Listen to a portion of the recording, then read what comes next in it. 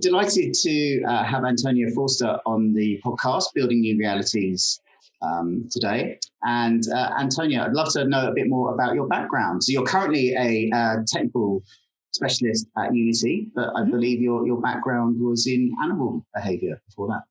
Yeah, that's absolutely right. So my background is not in computer science at all, despite my role now being very heavily in that. My background is actually in animal behavior and zoology. I did both a bachelor's and master's in animal behavior and moved on to a PhD until I realized that doing the research wasn't what really sparked my passion. It was communicating about it. So I went into science communication full time. I worked in zoos and science centers. The person who says, these are the penguins, that was my job for a while. It was great fun. Involved a combination of education and working with people of all ages, animal handling, using my zoological background. And eventually I moved, as I said, into science centers and then a planetarium. It was actually the only 3D planetarium in the UK, a 12-meter dome with two special projectors that project 3D content onto the dome. I started out as a presenter there, delivering shows about astronomy, and then actually learned to program the planetarium to create new shows, which was fantastic. But the planetarium uses its own language. It's a proprietary programming language that can only do astronomy content. So we received requests for underwater shows or shows about the desert or the rainforest, but there was absolutely no capacity to do that with the software we had. So I was interested in finding a different piece of software where I could create 3D 360 content, but of anything I wanted.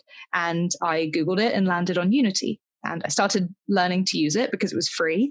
And I used just online resources. So YouTube, I think maybe I bought one course on Udemy. I spent about £15 in total on my VR education. And I basically had the intuition that if I was creating 3D 360 content in this physical sphere, then I could also create virtual reality content in which you are in a sort of virtual sphere. And it turns out that's exactly correct. So I learned Unity and C# using the internet and started making shows for the physical dome. I put Unity content onto the planetarium facility, and I also took the planetarium's shows and put them into virtual reality.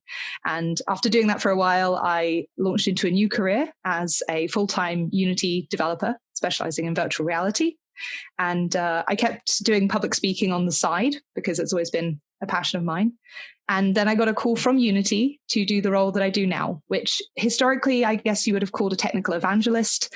Right now, my title is technical specialist, but it's a combination of coding and developing demos and proof of concepts and writing software solutions, and also public speaking and delivering webinars and educational content. So it's really the ideal role for me.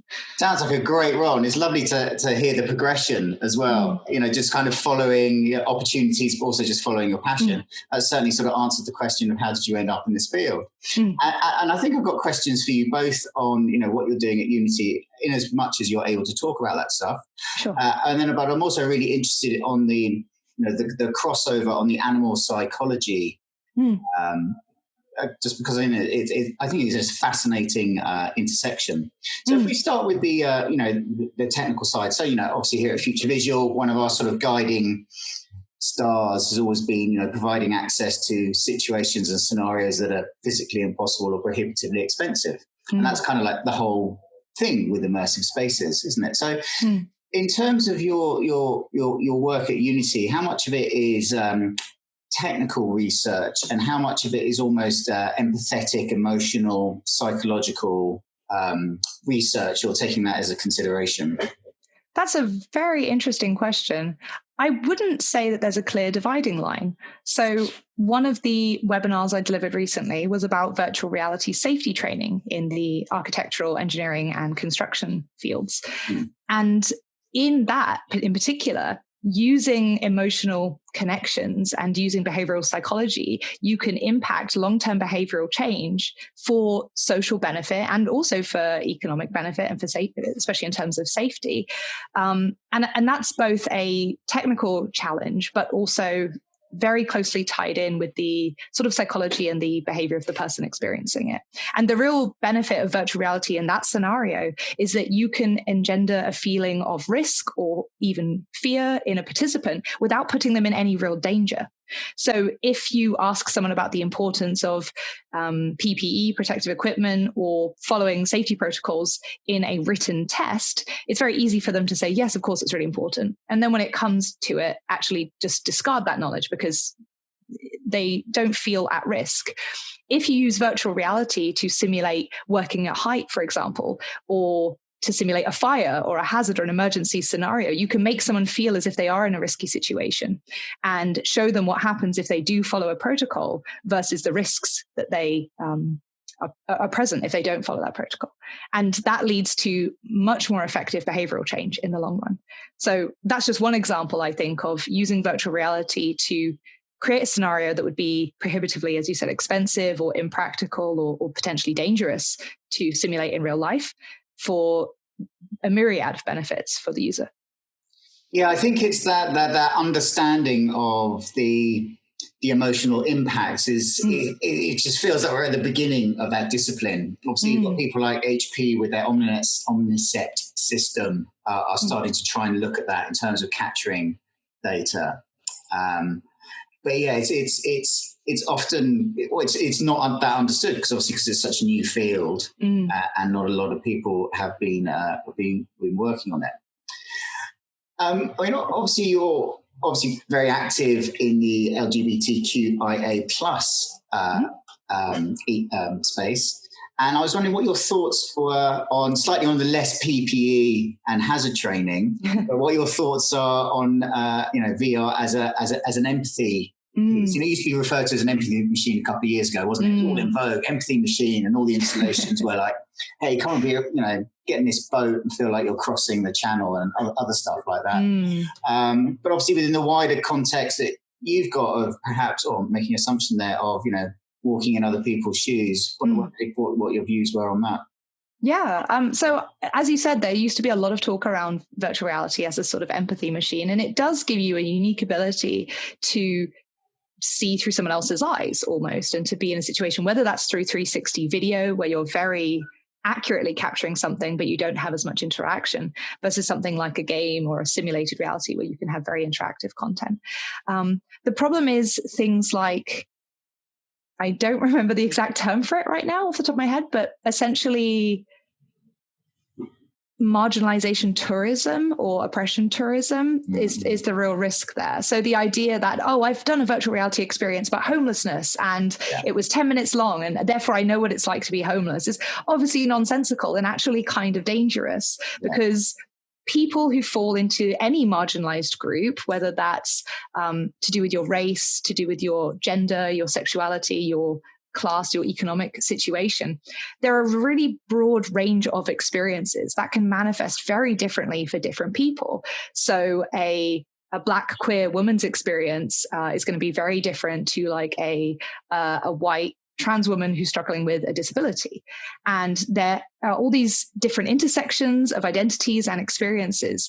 So the danger, I think, in using virtual reality to simulate that is that it can give a false sense of understanding, that you know what something is like because you've been a tourist there for 5 or 10 minutes. So I think there is potential there, but there's also a risk that we have to be aware of. Yeah, I completely agree. It's coming from the sort of, if you're able to jump into those experiences and jump in and out of them, then the tourism kind of tag is really appropriate. And I think with any sort of new technology or experience, people can often hold it up as the solution. It's like, hey, look at this shiny thing. It's gonna fix everything. Whether it's people being evangelical about blockchain, VR and AR, there's this huge rush of enthusiasm.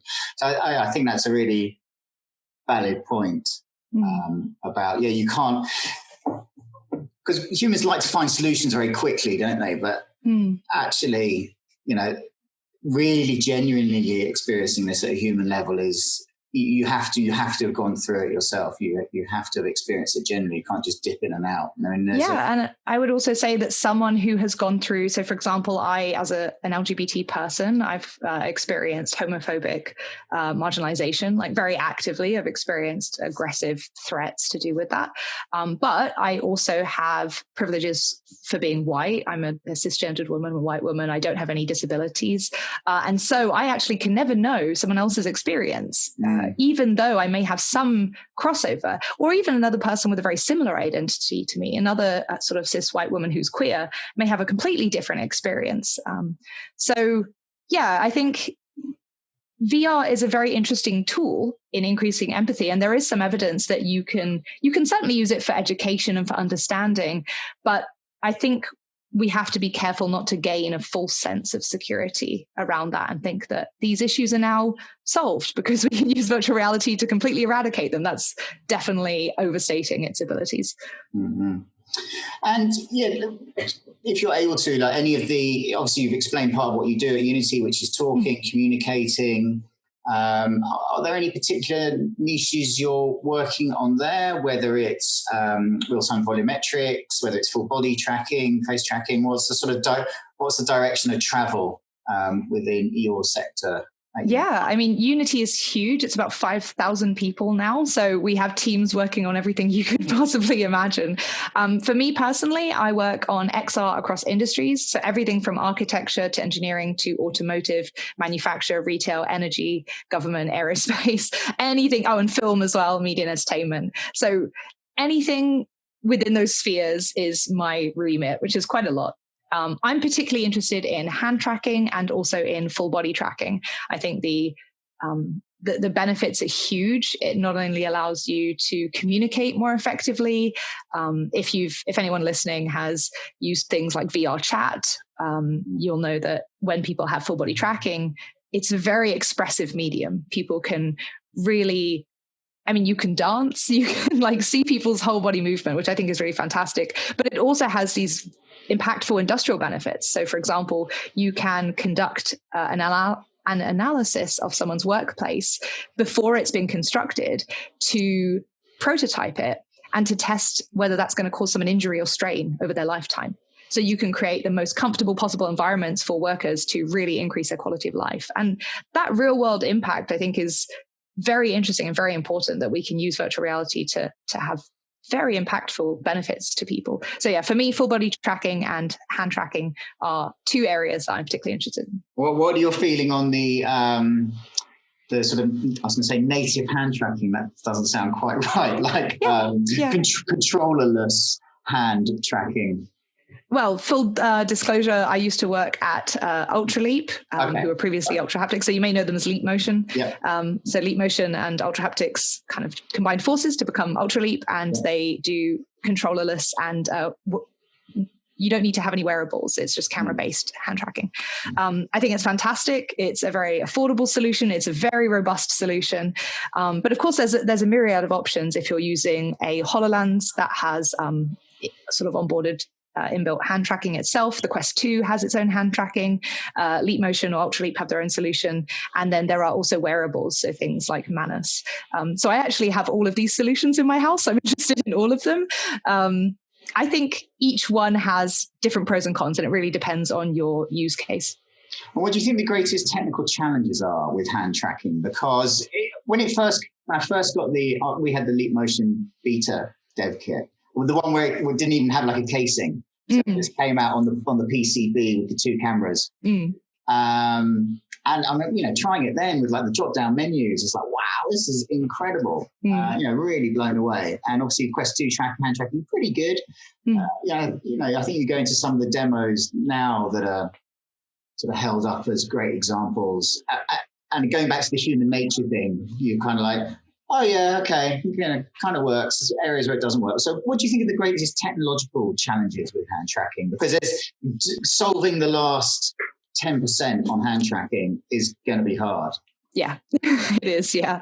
There's a lot of challenges, and it's interesting. I think the challenges are a combination, again, of technical and social or behavioral. So onboarding someone and teaching them gestures can be quite challenging. So take the example of keyboards. Virtual reality and augmented reality keyboards have always been a challenge because the most intuitive thing to do is to blow it up so it's very large and just press the buttons in midair. But that's very tiring. If you continually press a long string of buttons in midair, it's much more tiring than using a keyboard. One alternative is to use a finger pointer. So you shoot a ray out of your index finger and you point at the letter you want, and then you pinch your other hand to select the letter. And that's a much more efficient system, but it's very challenging to onboard a user and teach them something that is very different and very new to them.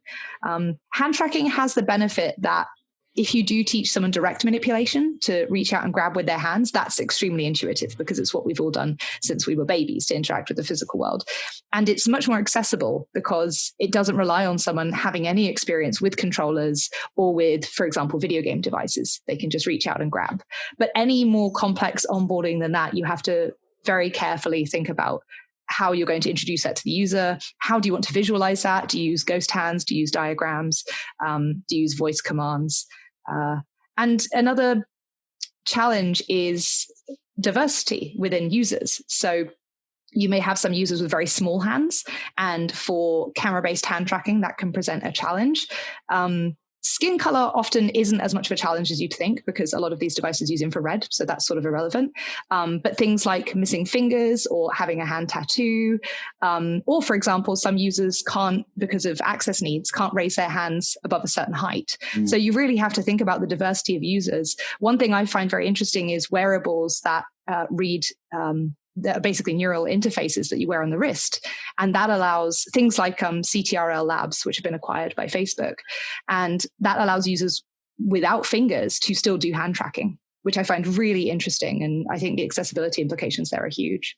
Yeah, you almost get into the phantom limb, or perhaps the bridge, right? The phantom limb was the sort of neuroplasticity bridge between that. But if you can actually build an augmented digital layer, but it's really interesting there to hear that actually one of the greatest challenges is the onboarding, is people's education, as opposed to like, oh, I need another 8 cameras around the headset. Yeah. And actually just thinking about that system, I can see how pointing with one finger like that is really quick on the keyboard, and just bang, bang, bang, bang, bang, bang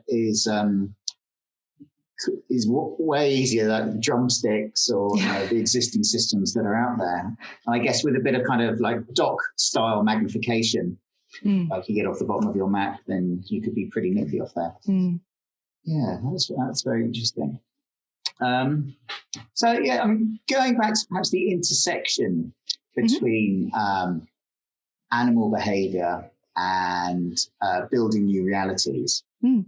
I often wonder sometimes if our human conscious minds have, given us too many options, and we're able to kind of iterate and build so quickly. And whether in your experience or your knowledge of animals, what is there that is there a route we could learn from animal behavior in terms of dealing with things like trauma?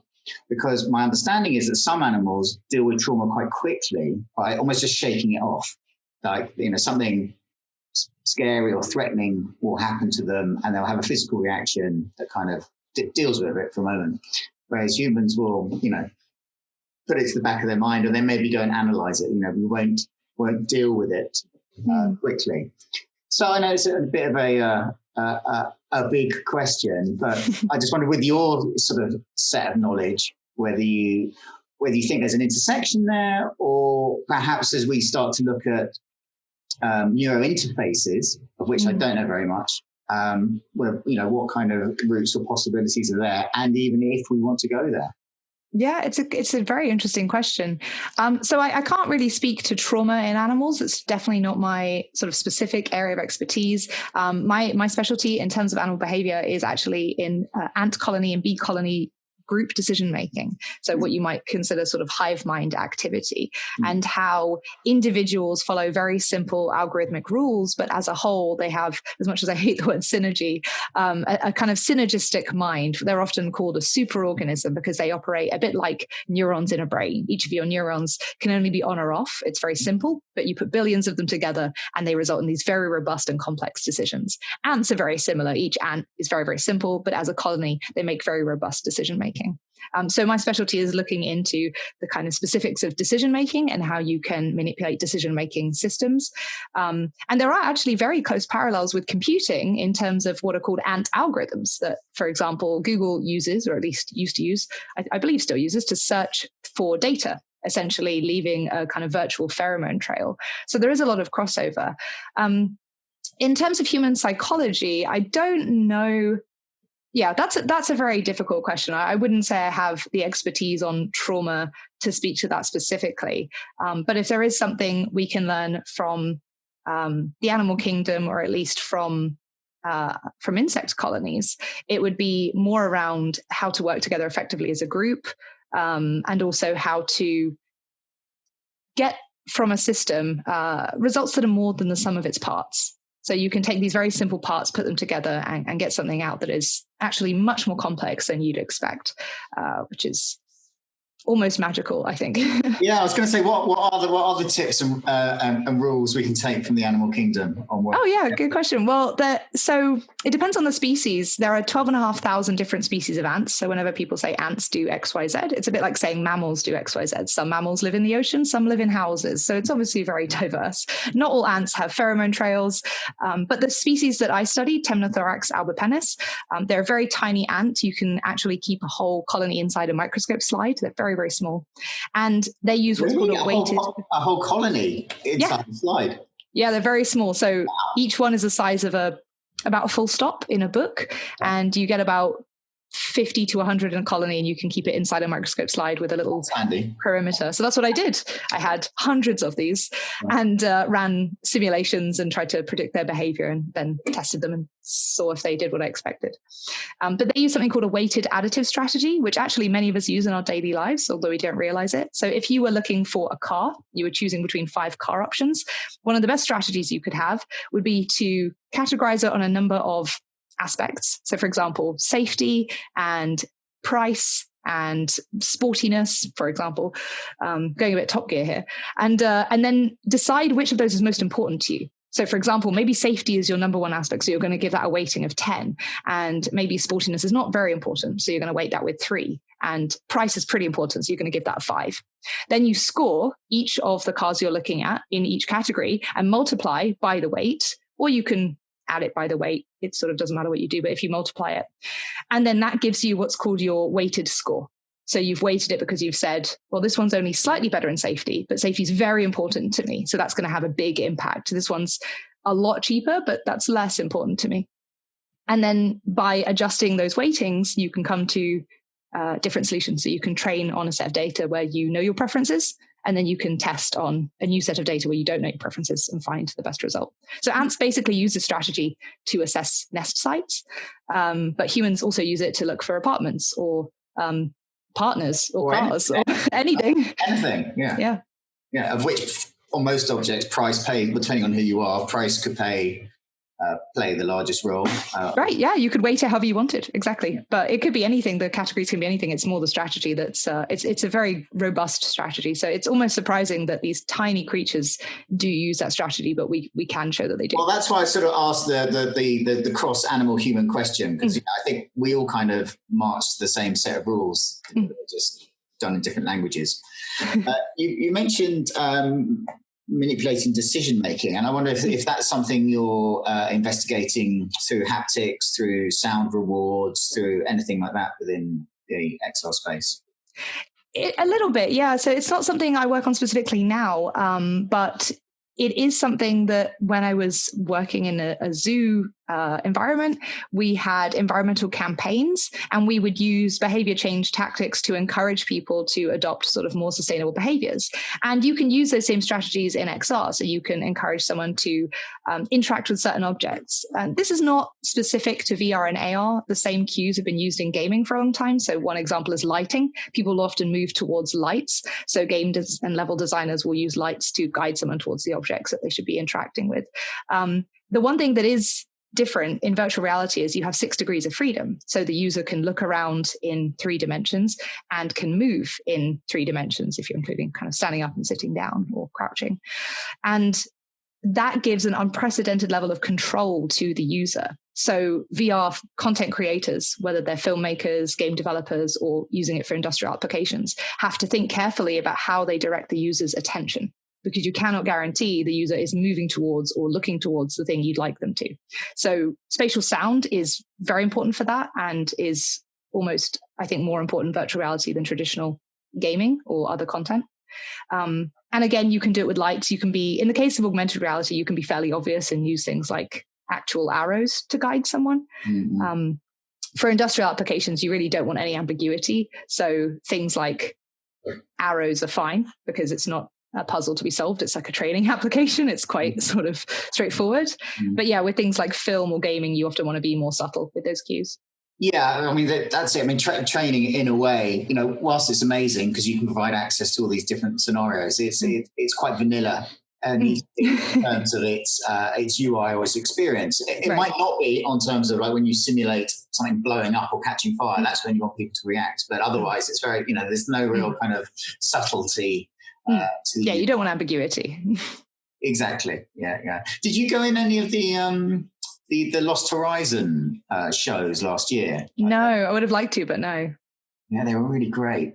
I mean, because I was obviously sort of rooting for them. Like, okay, I hope this is good. And because there was, it's quite a lot about them in the press at the time. And because I was talking to someone about it this morning, which is why I mentioned it. But for me, it was like being able to go and have that sort of peak 3 a.m. dance floor experience. But in the context of, have you been to Shangri-La at Glastonbury? Yeah. So you know what Shangri-La's like, right? At 3 a.m. Yeah. It's crazy. And it's kind of like taking you 48 hours to get to that point. And then it might take you 2 weeks to recover from that point. But by being able to jump into VR, it was, we jumped in, and then all of a sudden we're having conversations with people from Texas and Miami. And have a great time for a couple of hours, and then jump out and go and cook dinner. It was, and be dressed as a shark. I think that was the greatest thing about it. Was like, I would never go onto the dance floor at Shangri-La dressed as a shark, but today I can. I went to the VR and AR Association Global Summit was a couple of weeks ago, and I went to the after party there, which was in virtual reality, and it was great. Hung out with a bunch of people. The downside for me is I'm based in the UK, and a lot of the other people are in the US, either the East Coast or West Coast. Yeah. So often, what is a late night party for the USA is like the wee hours of the morning over here. Yeah, so, really late. Yeah. I often have to tap out a little bit earlier than everyone else because of the time difference. But yeah, I love it. And it's one of the things I love full body tracking for, is that extra sense of physical presence and really being there. It's extremely immersive. Surprising, like with the proximity. And another aspect I love, which is part of the bigger, why we work in VR, is the dropping of ageism or preconceptions, right? Normally you might be approached by a group of people in a corner at a dance floor and feel threatened or whatever your pre-programmed instinctive reaction is. Whereas if you're just as a shark and someone else is, got a nappy on, you're like, okay, I've got no idea what's going on here. Let's just have a chat with the person. Yeah, I really enjoy that aspect of virtual reality, is being able to choose your avatar. So as someone with piercings and dyed hair, I sort of like to choose my avatar in real life as well. But obviously I'm limited in terms of how people perceive me. For example, people will perceive my gender. And I often don't like that. I don't like that I don't have that control, and people won't necessarily just judge the content I'm creating or what I'm saying or doing, but will judge me for things that I can't help and have no control over. And will often rely on stereotypes. So I really enjoy the aspect of virtual reality that you can completely choose how you present. You can experiment with that. You can change that on a minute-to-minute basis if you want. And you sort of leave your preconceptions at the door as a result of that. I think the freedom to choose avatars in virtual worlds is really important for that reason. Great. What do you think are the greatest opportunities in your field? Oh, that's a great question. Well, there's often a lot of chat about the metaverse, as I'm sure you've heard the term thrown around, but essentially no one can ever agree on what it is. The way I see the metaverse is essentially like the internet, but in terms of spatial computing or virtual and augmented reality. So digital spaces that are persistent in the same way that websites are persistent. Worlds where you can come and go, but that don't rely on one single platform or one single application, but instead that you can access through a myriad range range of different ways, and that you can bring assets from one into another. So I think that's the way I perceive the metaverse to kind of be evolving at the moment. And I think the biggest opportunity in terms of social impact is that people can manifest entire worlds without needing any physical resources. So for me, being a virtual reality developer is basically like sorcery. You can create an entire world from nothing. And it's incredible to me. It hasn't stopped being novel in the years and years that I've done it now. It's just more interesting. But it's extremely important that we have diverse creators making these worlds, because when you enter virtual reality, and to some extent augmented reality, but particularly with VR, you're entering into the imagination of a creator. And if we only have creators from one single demographic, that's going to affect the kind of content we see, and it's going to affect the kind of people it attracts into the space. And it can have some troubling consequences. Lack of diversity in tech has led to a number of different outcomes that are potentially problematic. So things like biased AI and data systems, because if one group of people create something, they may not be aware of the assumptions that they're making. Having diverse creators is a way of safeguarding against that.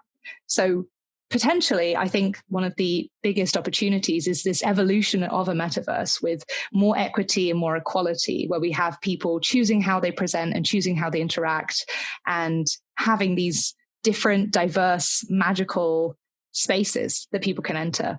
But that comes with the big risk that we have to ensure what we're making is accessible and is also inclusive to people with different access needs, and avoiding things like stereotyping or the problematic results of having only one demographic of person.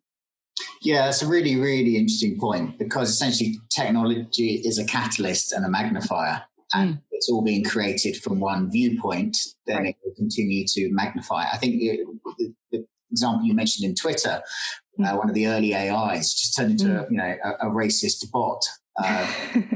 Presumably because of what it was reading, perhaps, as opposed to how it had been coded. But right, exactly. It's not that these things are intentionally coded in, but if you feed biased data into a system, you're going to get biased results out, and it's going to just magnify and reinforce. So one great example is recruitment software that was trained. I don't want to sort of name, I know they're not using it anymore, but one of the big FANG organizations was using it for recruitment for software developer roles, which sounds great, but they trained it on the existing software developers that they had in-house who'd been successful in their applications. But as it turns out, most of the people who had filled those roles thus far were male, not because they're any more or less capable. It just is how they happen to have recruited historically.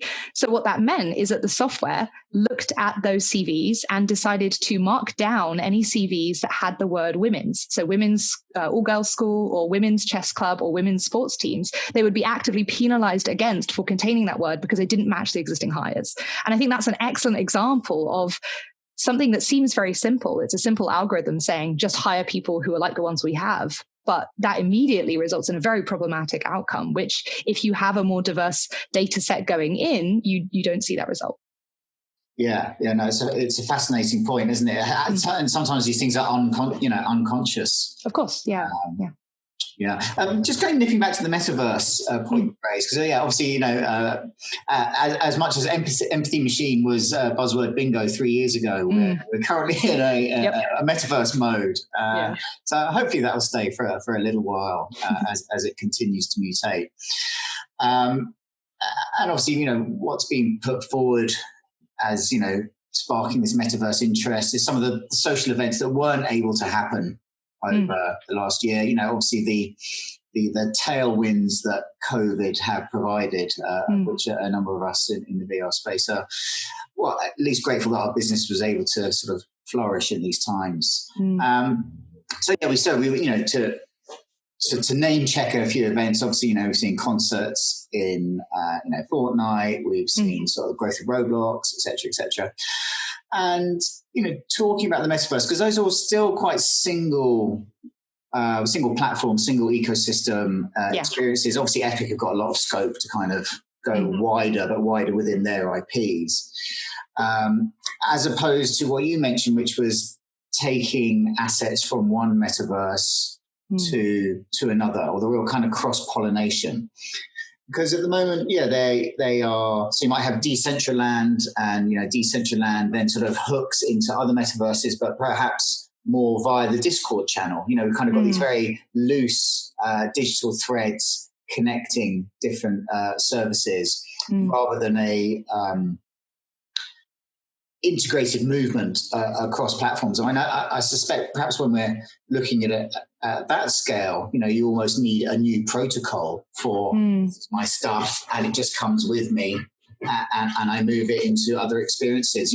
As we really see the evolution of our digital personas.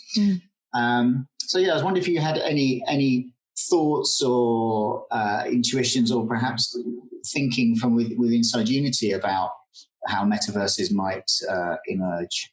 Yeah, I will say that sort of any statement I make here is sort of my own speculation rather than like a company-wide message. We do have some sort of messaging around the metaverse, so stay tuned for that. But I don't think there's anything sort of public-facing right now. But yeah, I mean, I would use the examples of AltSpace, Rec Room, and VR Chat, which are all different platforms, all built on Unity. And so I think Unity is in this fantastic position to create tools to hook together these worlds, and potentially to provide a sort of building blocks to create something like the bridges between these metaverse worlds. At Unity, we don't have a singular sort of game, for example. We don't create our own games. We create tools to enable other people to create platforms and games. So we're really focused on creating the building blocks and the tools to make this as intuitive as possible. The fact that I ended up at Unity, I think, speaks to the success of the tools. I did not have any background in coding at all, bar a planetarium, which was very specifically about astronomy. I didn't have any background in computer science, and all I had was the community, who are really friendly and welcoming, and YouTube and some courses online. But I was able to pick up the tools and learn to create worlds and create avatars, and start implementing my own tools in that way. So yeah, I think basically the thing that's needed is exactly what you've touched on, some sort of new protocol, a sort of bridge or foundation so that these worlds can connect to each other. That's extremely technically challenging for a number of reasons. But I know there are a lot of people, not just at Unity, but out there in the world, I see developers talking about building these all the time, because I think people can see that there's a huge opportunity there, and that a tool like that would be just incredible. The risk is that there's a great XKCD comic around the fact that there are like 15 standards and we need one standard, and then you create it's like, well, now we have 16 standards. Yes. I think that's the big risk, is that this tech is evolving so fast from so many different places, and it itself is the knowledge is so decentralized that which I think is a great thing. Much like the internet, there's people everywhere building different websites, and it's miraculous that people are able to do that, and we're still able to access them all. And I think that's what we really need, is that infrastructure. It might be some time until we get to that point, but I'm very curious to see how it evolves. Cool. It's moving away from the detail of these projects. Can you tell me about a project that perhaps changed your approach to your field?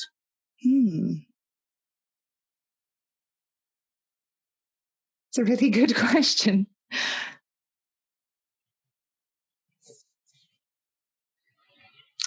I'm sorry, so we can come back to it if you want to. Yeah, I'm going to have to think about that. That's a great question. Yeah, I'm sorry. I just can't. I don't want to pin it down to one. I mean, I deal with so many. The one I have in mind is under NDA, unfortunately. So I do have one in mind, but I definitely can't speak to it.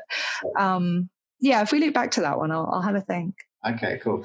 And just to get a sort of a feel for your personality, if you can have a billboard with anything on it to help build a new reality, what would that billboard say and why? Oh, that's a great question. I would say that XR is made by everyone for everyone. I think one of the real struggles right now is awareness. Most people have not used virtual reality. It's still sort of niche when you compare it to a monitor. Very Right. Yeah, exactly. It's growing a lot, especially over lockdown. There's been a huge adoption, and with the affordability of the Quest 2, that's really helped. So a lot of people have got into it. Many people who have used virtual reality as well have actually just experienced a mobile phone in a sort of cardboard headset, or have experienced a headset 5 years ago or 7 years ago. And things have moved on so much that I would say, if you're listening to this and you've experienced virtual reality 5 years ago, like, try it again now. It's very, very different.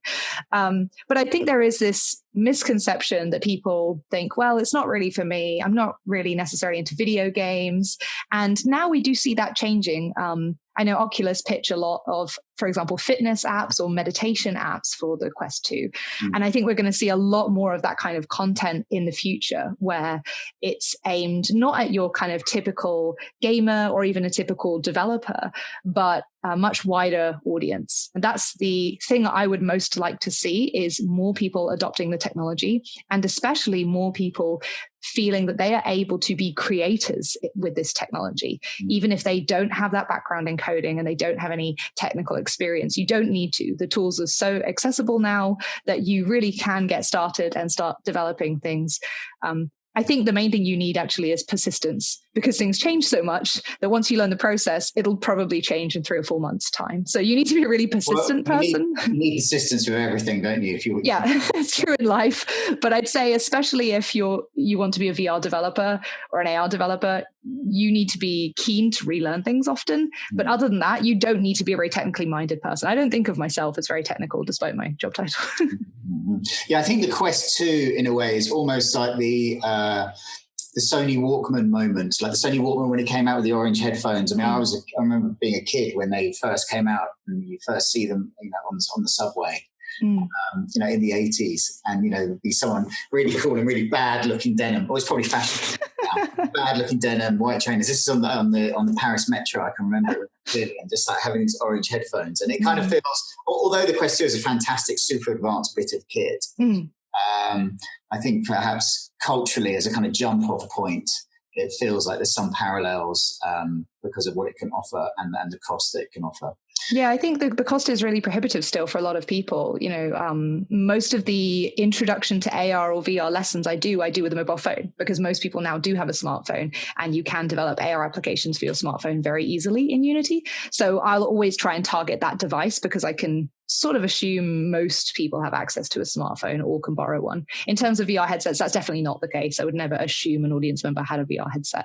So it would be great to get to the point where these things are increasingly affordable and more people have them. And I think as a result of that, we'll see more people learning to develop for them. Mm-hmm.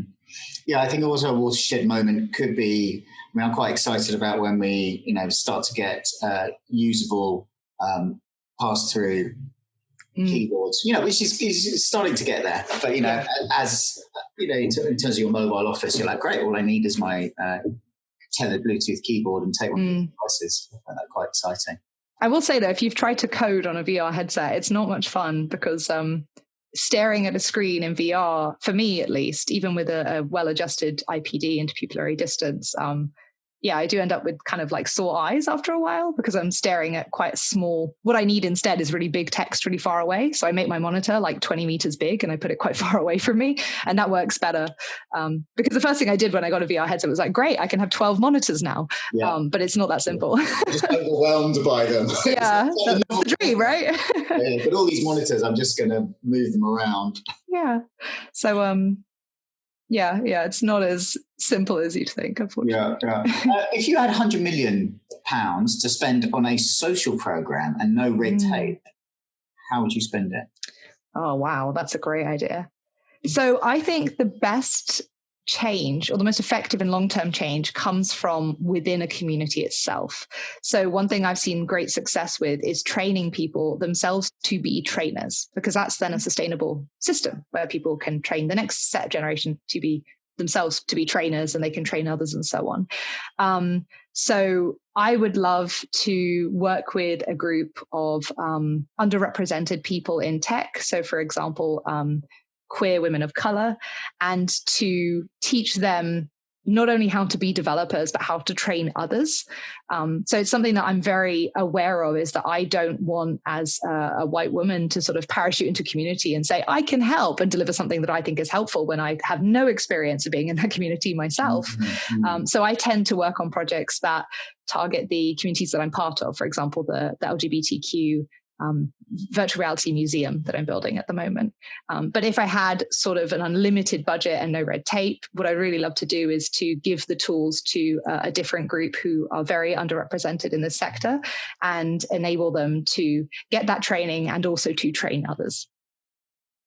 Yeah, lovely. I mean, that sort of just speaks of an awareness of people wanting to pass knowledge along, which I think is that's not using it as an empathy machine. That just happens to be a device. That's just an attitude, right? Right. To encourage, help, and share. And getting into XR has been absolutely life-changing for me. Like, I come from a background in science communication, which is not a very lucrative field at all. Getting into tech has been, in terms of lifestyle, a complete change for me. Things are now on the table that being a homeowner is something that's potentially in my future, which is something I never would have entertained the possibility of. So it really has these huge real world impact on people's lives, because it's an amazing sector to be in. It's always growing. There's loads of job opportunities. It's very different to some other sectors I've been in, where there's a huge amount of competition for very few roles. It's not like that in XR. There's so many roles, and it's growing every day as more companies adopt the tech. So I'd love to encourage more people into the industry in a sustainable and empathetic way. Lovely. Yeah, you touched on it briefly there, your museum. I'd love to hear a bit more about that, like where the idea came from, what you're hoping to achieve with it. Yeah, absolutely. So as I said, I worked in science centers and museums. So I'm very interested in the question of who decides what do we platform in these spaces. And particularly in museums, they have somewhat a problematic history of colonialism and sort of heteronormative narratives. So the people who decide what we showcase in a museum typically have been, white and male and straight usually. And so there's particular narratives that are preserved in those spaces. And that is changing, but it's still a very elite and prestigious opportunity to curate a physical exhibit in a museum. Most people are never going to have that opportunity, myself included. But it occurred to me that virtual reality is a way that anyone can build a museum to platform whatever stories they think are important, whatever needs to be preserved. And so I created this virtual reality museum or gallery. It has lots of artwork on the walls, which is entirely contributed by queer artists all over the world. There's everything from photography to drag queen makeup artistry to digital illustration to paintings. And then throughout the museum, there are plinths with 3D objects on. Each object is chosen by a person in the queer community local to me in Bristol, UK. And that object is significant to the person for one reason or another. And each object has a button next to it. When you press it, it triggers audio by that person to explain why they chose that object and why it's important to them. So we have everything from a teddy bear that someone was given as a gift from their best friend when they came out as a sort of show of allyship and support. We have nail polish, which was used by one guy to kind of explore his gender identity beyond the binary. And my personal favorite is a pair of shoes donated by a 63-year-old woman called Pat, who is now married to her wife, but at the time didn't think she'd ever be married. So she received them as a gift on her 40th birthday from her now wife as a sort of joke present of this is what we'll wear when we get married, thinking that was a pipe dream. It was never going to happen. And so they laughed and they tried them on, and they were expensive. The way she put it was expensive shoes that would never be worn at an event that would never happen. And when civil partnership became possible, they had a civil partnership, but she didn't wear the shoes because it wasn't really a real wedding. And then 13 years later, when she was 53, they were able to get married and she was able to wear the shoes. So in the museum, I have her shoes and a photo of them getting married where she's wearing the shoes. And it really gives me goosebumps, that story. So I just think it's a wonderful opportunity to platform certain people's stories, to preserve them and make sure they are recorded somewhere, and to give someone else who maybe feels alone, if they are a queer person who doesn't know many other people in the community, or maybe someone who themselves isn't LGBTQ, to give them an understanding of the great diversity of experiences that we have. Many of the stories are nothing to do with being queer at all. And I think that's very important because it shows that we're not defined by that.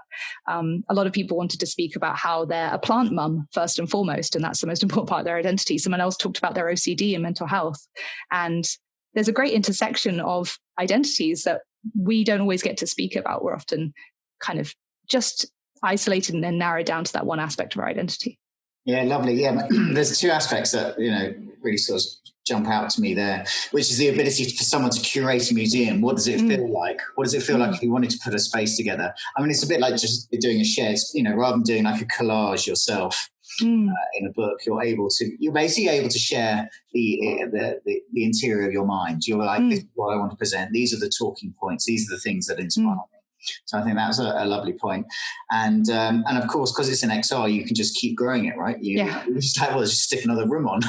Yeah, exactly. So right now there's about 13 objects and maybe 20 to 25 artworks, but I want to rebuild it for Pride Month, which is June every year. Yeah. So if anyone hears this and wants to be involved, whether you're a developer that wants to help optimize the experience, that would be great. Do get in touch with me. But also if you're a queer person who wants to contribute something, that would also be fantastic. Well, we built a gallery internally actually last year.